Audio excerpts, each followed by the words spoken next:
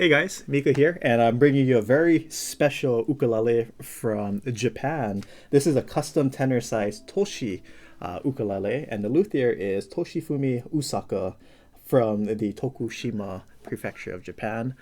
Pretty much like the southern part of Japan, but man, I have a lot of awesome things to say about this instrument. I picked it up, tuned it up, and this instrument just has so much going for it. Not only is it a very beautiful instrument with this beautiful sitka here on the top, but man, just the sound and the playability, everything is just wonderful about this instrument. So, starting on the top, like I mentioned already, beautiful sitka spruce top and beautiful quarter sawn or that kind of that silky texture that you're gonna find here on the top when you have really high quality spruce wood like this, and you cut into it, and then you do, the luthiers do their magic and they gloss it, and then you look at it in the light, you just see all of this wonderful, nice silky texture when you're looking at it in the light. Just very beautiful stuff. And then we go to the sides and back. Very nice brown Brazilian rosewood, one of the king tone woods that you can put on not only guitars but as on ukuleles as well. So beautiful brownness. With Brazilian rosewood, you can have all different types of colors from purple to kind of like a dark reddish kind of color seeped in with the brown, or you get just a very nice kind of chocolate brown color with the straight grain patterns going through the instrument all around. It's beautifully matched with maple binding here around the back as well as around the front of the instrument all the way around.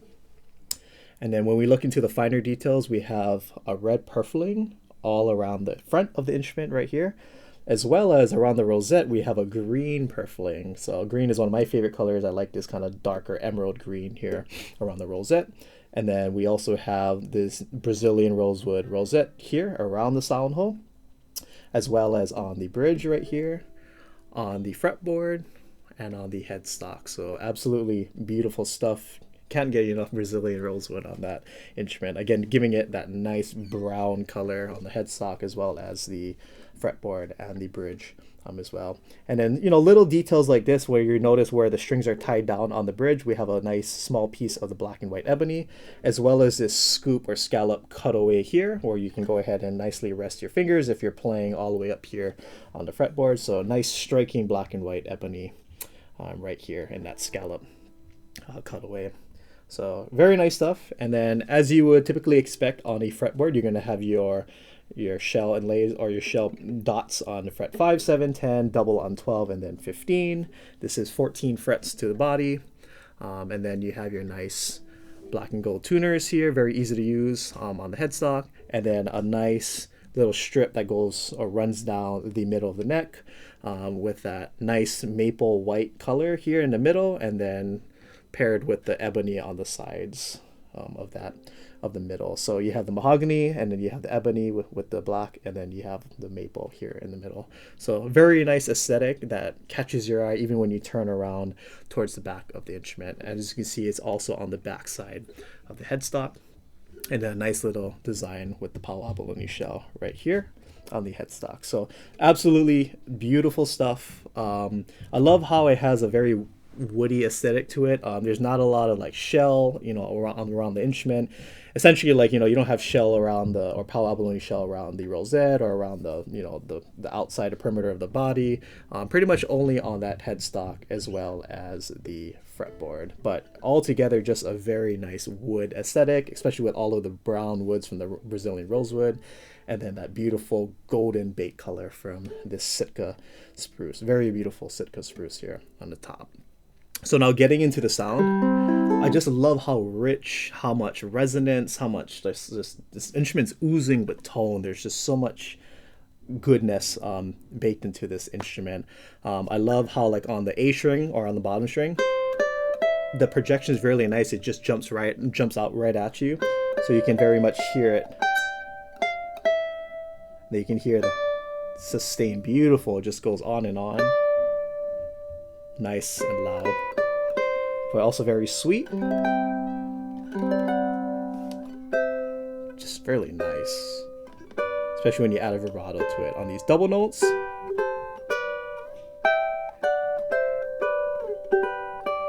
When you add a third string in, nice warmth, that mid-range.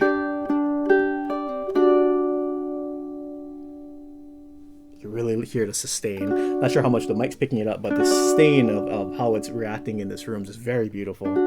Very nice and sweet. Now you add that low G string in here. Just nice, oomph, nice addition to the lower end of the sound spectrum.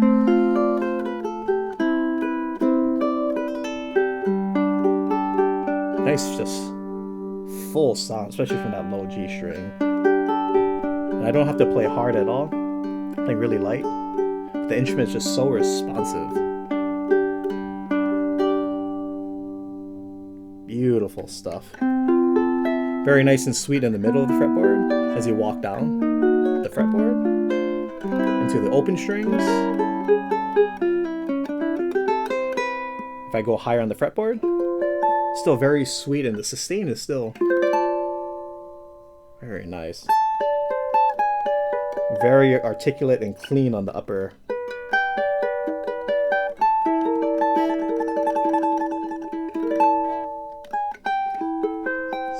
So clean.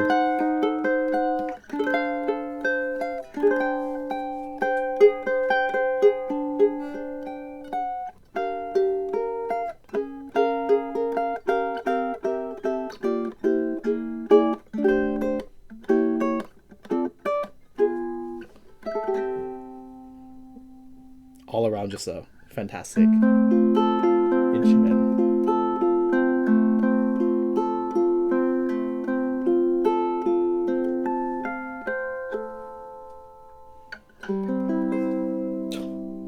Very sweet, very nice.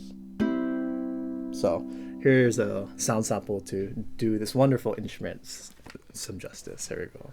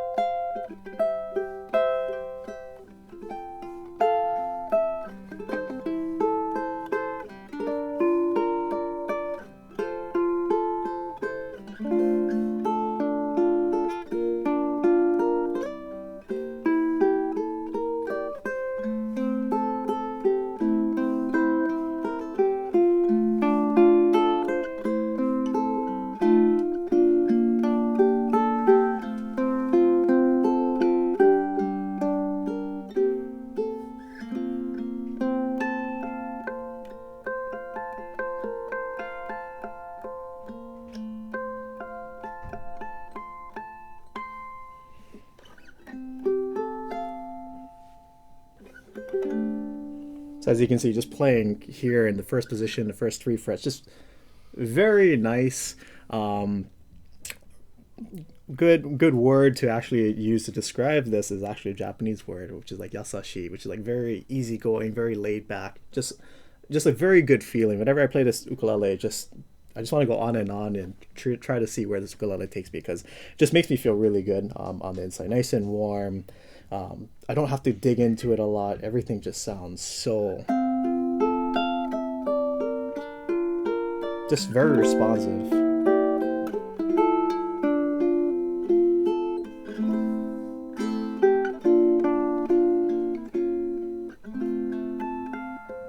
Just very nice. So let's go ahead and check this out with some strumming to it. So here we go.